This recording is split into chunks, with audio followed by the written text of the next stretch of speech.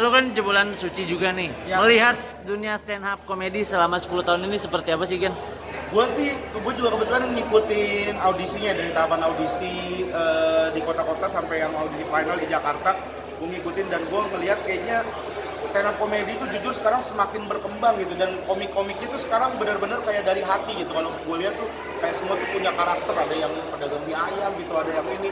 Jadi kayak mereka tuh semua orang-orang yang berdamai sekarang. Jadi dengan kesusahan hidupnya, dengan apa keresahan-keresahan yang ada tuh malah dijadikan bahan-bahan komedi, dan menurut gue ini tuh upgrade yang sangat luar biasa dari stand up komedi. Sejujur gue bangga banget, senang banget gue aja kayaknya kalau ngikut audisi sekarang kayaknya gue nggak pede, gue bener keren banget sih.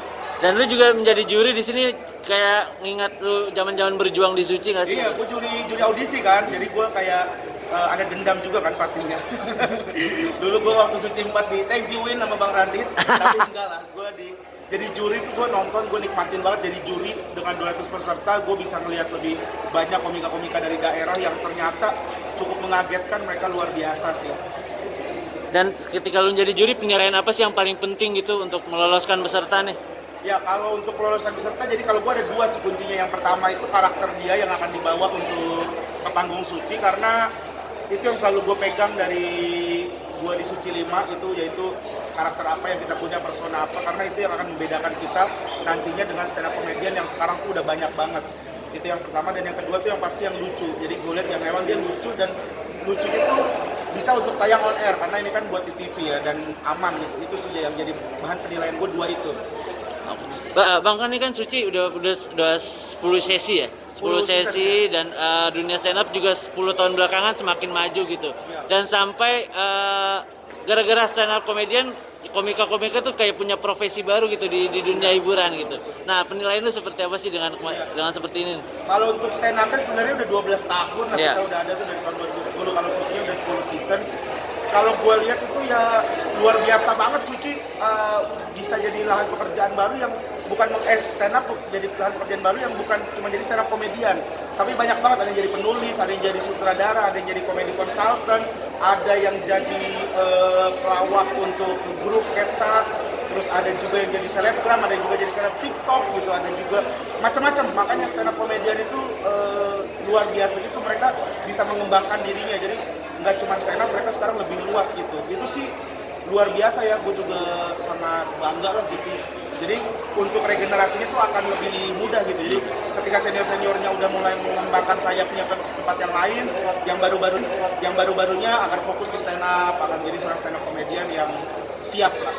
Nah, manajemen komunitas ini seperti apa sih, Gen? Kan kayaknya kelihatan kuat banget ya, sampai akhirnya bisa mengisi jebolan-jebolan stand up komedian atau komika ini bisa mengisi di beberapa lini nih di dunia hiburan.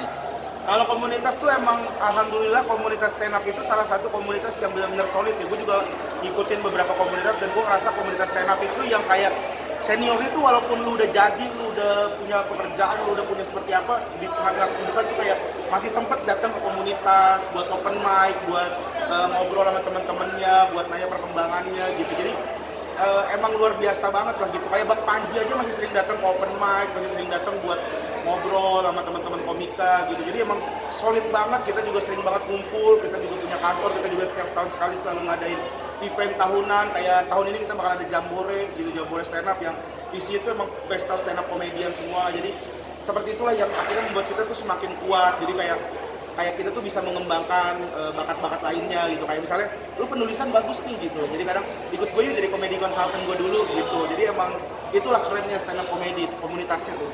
Berarti sama aja kayak tidak ada penyesalan gitu ketika gabung stand up, khususnya buat lu ya.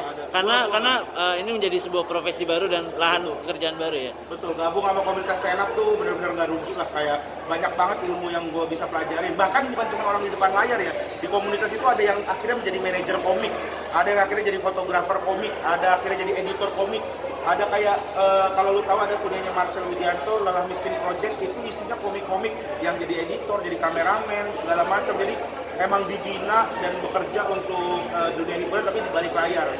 Jadi nggak pernah menyesal, gue malah bangga banget sih sama stand up comedy. Nah Bang, untuk manajemen sendiri kan manajemen dari komunitas ya? Ya. Kan pasti tentunya kita nggak bicara soal kebaikan juga, mungkin ada beberapa komika juga yang sempat bermasalah, dan itu seperti apa sih kalian untuk merangkulnya gitu? Dan Nah, kalau ada yang bermasalah nggak kita rangkul. Ya udah udah biarin dia bermasalah.